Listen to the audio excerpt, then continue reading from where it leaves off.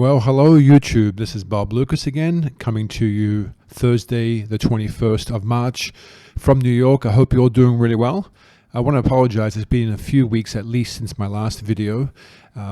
Quite frankly, I've just been pretty busy with building a lot of content, trading full time, and also working with a number of different businesses and ventures that I'm involved with. So please accept my apology for that. I will try today and give you an update on where I see the 60-day cycle, the shorter term, but of course focus more on the long term that I said we'll dedicate this channel for.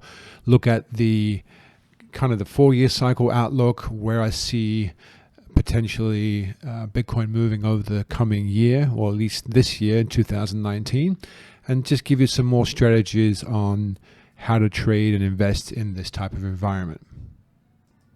And before I get into that, just one very important matter that's been brought to my attention. 2 people emailed me about some type of email they received that impersonated myself, asking or looking for people to, I guess, join some type of exchange. Just be aware, I will never send you an unsolicited email. I don't even have your email, but I'm assuming they're getting the email from YouTube somehow, maybe from the about page where you can expose the email address. So just be aware, I never will send you an email ever. The only time I send you an email is if you registered on either my Financial Tap site or Bitcoin Live site, where you can get free content and get updated on posts that come from the site. But nothing kind of that sounds like I need you to go to some other page or some other site. Just be aware of that. That is definitely not me. And obviously, to sort of take that further, this industry is ripe with these types of scams. It has settled down quite a bit since the crash. It was ridiculous in 2017. I think just a good lesson in general. If you don't know the person, don't trust the person directly. Even if it seems like it's legit, it's most likely, or it's almost certainly not going to be legit. No good service comes to you for free. You typically need to go to something to have value. So just be aware of that, please. And then lastly, as a disclaimer again, information I provide here on this video is not for you to go out and buy or sell immediately, especially, and this means especially, the short-term analysis that I provide, especially on the 60-day cycle. I can flip bullish and bearish in a heartbeat.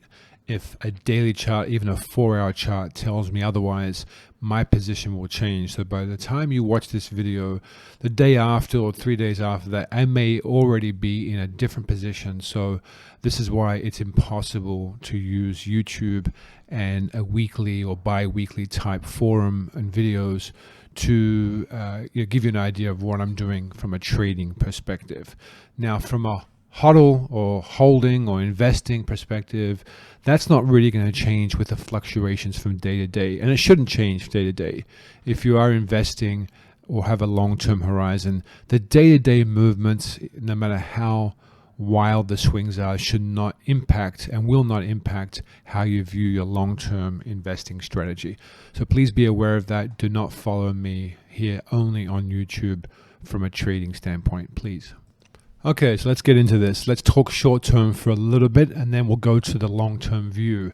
So right now, day 43 of a 60-day cycle. 43 days is well past the midpoint of a 60-day cycle, meaning that we are now in a defensive mindset. Anytime a cycle, especially in a bear market or in a sideways chopping market like we have right now, we need to be defensive whenever the cycle goes beyond day 30. And why is that?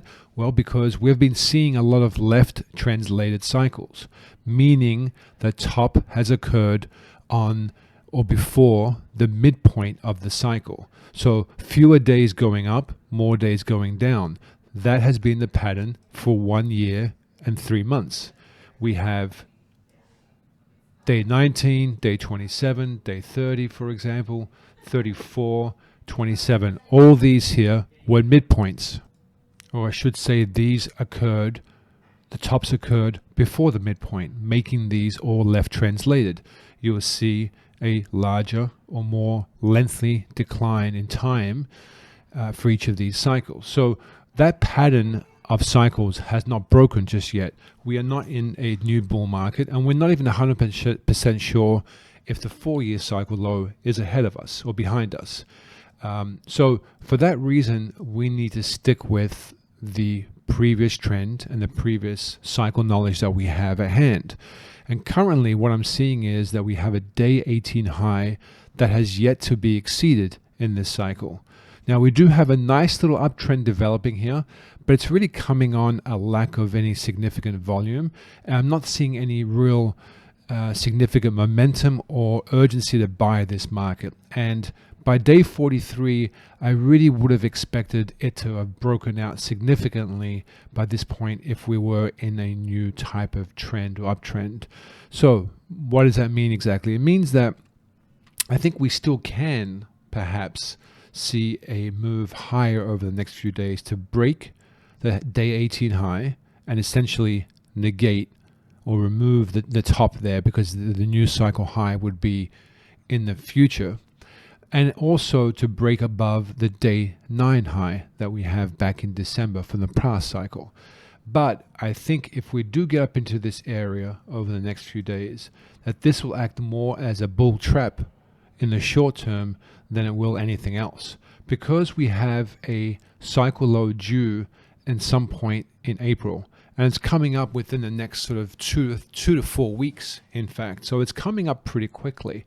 So I think if we do get this move up, I think we're going to come back down and we're going to find a low at some point in this area, hopefully in this area. Remember, cycles are not necessarily about price, they're more about time. So this is the window where we see perhaps the next cycle low. The good news is that if we do pop above and make new highs for 2019, it makes the possibility that we'll see a higher low in the cycle low because we have a higher high. So what we'll be doing is creating kind of this new stepping up trend. So here's a high, higher low, higher high, another higher high here, and a higher low. I'm sorry, this would be negated. So we would have high here, higher low, higher high. So this high here would be higher than this one. And then hopefully this low here in April would be higher than these two lows. So then that creates a new trend of higher highs and higher lows, which then brings into focus this December low as being the 4-year cycle low that I've talked about in previous videos. So that's kind of like the bullish scenario that's out there. Let's just draw in for the time being a window. Let's just say from April the 2nd, the earliest part, to around April 23rd. We're going to draw in this big box. This is the timing window for the next cycle low. So I think we certainly find a low below kind of 3,700. I don't see how a low would not sort of form below that range. The question then is, how low can it go? And that depends on the 4-year cycle as well. But let's just draw it down here, just for argument's sake, just so we have a mental and a visual on what the potential is coming up. So how do we get into the lower area of this timing box? So what that might look like is, let's take a different color here. This is kind of your really bearish scenario, where essentially we're almost right at the top of the cycle, or we may even just get a little more out of this. Okay, probably don't exceed the day 18 high, and then that keeps it left translated 18 days to the top, and then kind of a double top and then a move lower. So in that case, then we have a lot more time in the cycle, or not enough time at least left in the cycle to get down deeper into the lows. And then the question becomes, does the February cycle low become kind of a support range and a double bottom, or does the December low become a double bottom and sort of a retest of a 4-year cycle low and then a move higher? Okay, that is probably my favored viewpoint right now. That preserves the idea that this is the 4-year cycle low, this is a retest, and now we've created enough kind of separation between the prior 4-year cycle low and where, or the prior cycle lows here at 3,100, and where we are now at 40, 50, let's just say, if we get up to 4,100, down to this December cycle low point is another $1,000 drop, or around about 20%.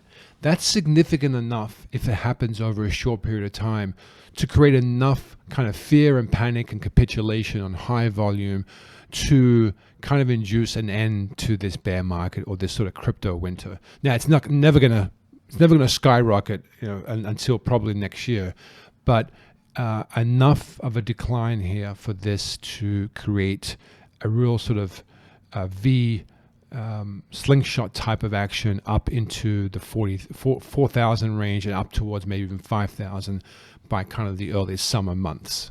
Okay. And lastly, let's look at the ultimate bearish scenario here, which, to be honest with you, I think has enough credibility for me to actually be pointing this out. And that is where we get kind of a flush, a real heavy volume, really large, significant capitulation and sell-off that could be marked as the 4-year cycle low at this point. So it's similar to the green bar.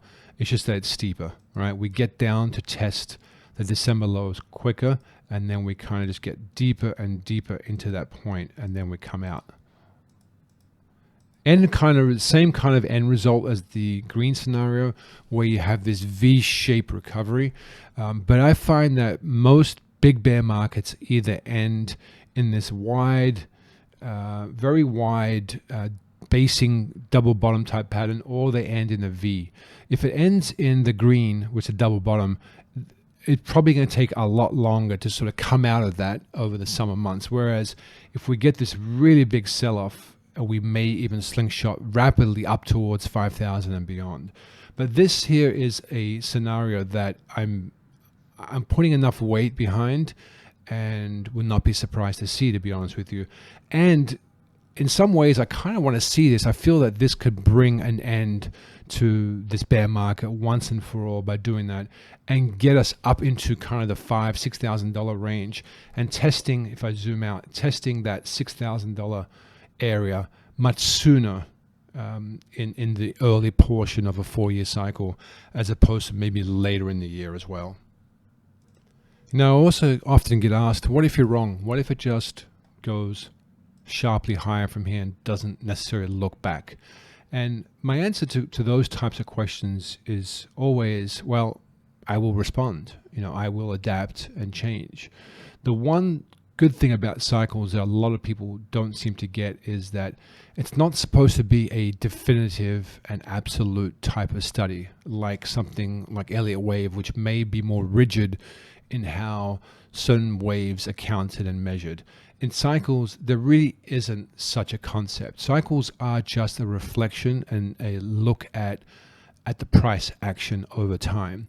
And we don't necessarily always get this perfect little oscillating ebb and flow action in cycles. Sometimes you just get a sort of freak move where, something like this would just happen, and then the cycle low happens all the way up here, and then we may get tests like this. That's also possible. The reason why I don't mention it is because, one, there's a limit to how many sort of alternative scenarios that you can have in trading. It becomes too noisy at some point. Two, you have to have some conviction in what you see ahead of you so you can trade with conviction. And it's only when you don't have conviction that you don't want to be necessarily trading, right? So right now, I do have a decent amount of conviction that we're going to be heading lower to some extent into a cycle low in April. So my trading strategy in the short term is going to reflect that. But I'm not naive to think that it has to be that way, because I'm not sort of pig-headed in that sense, because it does impact your trading if you're not flexible enough. So I have the conviction that we will be going lower, but I'm willing to accept anything the market gives me. And if the market and price action deviates, or moves against really what I think is going to happen, then that's where my trading and my trade size and my risk management comes into play, right? That's where I'm getting out rapidly. I'm acknowledging to myself that my analysis is incorrect, and I am adapting. I may even at that point say, hey, this is actually not bearish, it's bullish, right? It's bullish in the short term. So is there a narrative or a scenario that shows me a bullish path forward that I can trade? So I want to adapt quickly. And that goes to my point in the beginning of this video, that if I'm going to provide a video once a week or once every 2 weeks, it's not frequent enough for you to get a sense for what I'm doing in the short term, right? I get people respond to my video 2 weeks later and say, hey, wrecked, you got wrecked. Well, no, I didn't get wrecked. I probably got stopped out for a very small loss, or may have, or most likely moved up my stops to a break-even point quickly, and then it came back and took out my stop. Something like that is more likely what happened. But for somebody following who doesn't get that extra information that I trade, it's not going to be helpful. And yes, they may get wrecked. So just be aware of that as well. All right, so let's flip the lens to the holders or hodlers and investors on this channel, which really is the main motivation of this channel. And this is where it's not sexy, guys. This is where it's not supposed to be sexy as well. So I really hate using that word, but my point is, we're at the depths of a bear market. We may or may not have the 4-year cycle low in December behind us. If it's not behind us, then I think it's coming right here in April. And I've drawn in this box on a weekly chart here to kind of tell you that, we probably will be somewhere in the 3,800 range, and as far down as, honestly, as the $2,200 range. That is the potential coming up here in the April 60-day cycle low that's due. So the question then is, where does that cycle low form? Okay. And does that bring in a new 4-year cycle low? Now, for me, it doesn't matter a whole lot. I'm not too concerned with nailing the absolute bottom in real time. As this drop was occurring, I thought there's a good chance this is a 4-year cycle low. But also in my video regarding the 4-year cycle that's on this channel here, you'll notice that I have drawn in kind of another drop in February for this cycle low that was a potential. This cycle, in the 60-day cycle, didn't do much at all. It ended pretty short on 53 days and didn't form new price lows. But the fact that we have not yet seen a new high in this 60-day cycle here leads me to believe there's a potential and opportunity now for this to move one more time lower and really shake out the last sort of remaining holders, or the people that are very kind of frustrated with the time that's taken to get back into kind of a bull market trend from the December 2017 high. So people have, especially people who have not gone through bull and bear markets of this nature before, they tend to have too much sort of recency bias and expect things to return quickly back to a bull market. But the reality is bear markets need to and often become just as extreme on the downside as the bull market was on the upside. So as euphoric and as crazy and as leveraged and as speculative as the bull market at the end becomes, the bear market on the other end becomes kind of this hopeless sideways churning fake out, shake out type of action that just keeps going on and on and on. I've talked about this long crypto winter, how people should expect, even though we may expect or receive a actual price low, they should not expect too much in terms of upside price action for a long period of time. Most of 2019 may also be and should probably be conducted in kind of this lower area as well. And that, to people who overexposed or still sitting on underwater positions that they bought at higher prices, at some point it begins to take a toll on their psychic and their psychology, where they are very weak holders of coin and of assets. And when you do see another capitulation deep into a bear market, perhaps, then they are more likely to panic, more likely to essentially just give up, even though today, as it stands, they may not be saying to themselves they're going to give up. But another $1,000 or $1,500 drop in price over a very short and rapid period of time essentially changes how somebody sees their position and what they have at risk, and it will often make sort of rash decisions that they weren't prepared to make or thought they would make at this time in the bear market.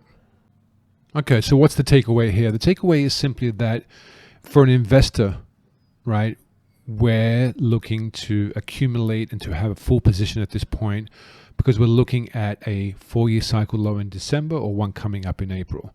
We're not concerned with timing a potential decline in April. It's a difficult game and it's a difficult process to be profitable with. We should be very happy with accumulating Bitcoin in this sort of $3,000 range. I think when we look back at this in years to come, saving or trying to capture $300 or $500 or $700 in price when we're looking at potentially a 20x and 30x move from this point is ridiculous. We want to be positioned well and strong. I think what's more important is that we are now psychologically prepared for perhaps one more decline here in April into this cycle low. And how strong are you in preparation and mindset for that? I know many people kind of want to believe the long-term narrative. It sounds, and of course it does sound great when described, but it's a different practice to holding all the way through. It's easy to dream, but it's difficult to hold. So be prepared now for what potentially could be coming up in the next few weeks. And I suggest, even knowing that the cycle low is coming, I suggest that people are still sort of fully accumulated by this point. There's no point in trying again to skim off the bottom here. Have your position and just be prepared mentally for a decline that comes in. Not to sell, not to panic. You've lasted 15 months at this point. You're already down 85% from the highs. Hopefully you're nowhere near down 85% on your position, of course, but this is not the place, this whole area is not the place to be looking for capitulation and being one of those victims or one of those sort of cases where we look back in the future and say, oh God, you're sold down there. Don't be one of them. Just be prepared for what's coming up.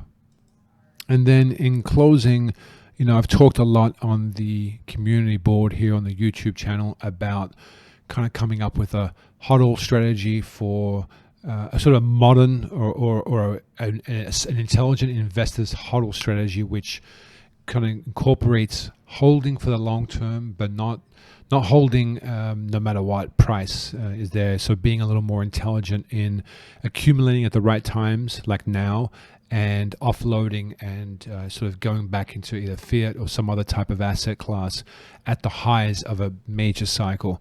So that I'm still thinking through. I'm looking at maybe building out a forum site where we can discuss this in a forum setting, and then having kind of like a weekly or monthly video that comes along with that, and then also coming up with more of a definitive plan on how much allocation do we have as in relation to our total sort of net worth. What are some of our profit targets? Where are we reducing on the way up? At what point in the cycle, in the 4-year cycle coming up, are we looking to offload certain amounts? So what are our profit targets going up? And then also how we handle the psychology of gains, right? I mean, I don't want to talk about gains now because we're all sort of suffering through a decline. So we're looking at losses on paper at this point, for at least in the short term. But at some point, as this reverses out, we want to also have a strategy in place for how to handle sitting on gains, because sitting on gains is actually much harder than sitting on losses. People get so biased in certain times that they are and can, or they panic into a sell, and they don't actually sell. They hold all the way down, and maybe in this case that might be a good thing. But to be honest with you, holding through major gains is also just as difficult to do, especially when your position doubles and then triples and then quadruples in profit. Holding that on and looking and focusing on the grand sort of prize is a very difficult task. So that's one thing I also want to focus on that site that I talked about, and then on the investing HODL strategy that I want to outline for you and start to sort of incorporate with you kind of in real time as well. So it'll hopefully be a 4-year kind of journey where we are constantly talking through the journey where we've been, what our goals are, for example, and working through that together. So that's the little update I have for this week on YouTube. I will consider and work on kind of that longer term strategy, HODL investing plan that I mentioned. Maybe that can come out in a couple of weeks from now. But again, be prepared here. I'm seeing some danger and reasons to be bearish in the short term. Be prepared for that. That's just part of the strategy. Okay. All the best. Thank you for listening. Please like the video. Please share the video. Please subscribe to this channel. I would appreciate it. And until next time, good luck.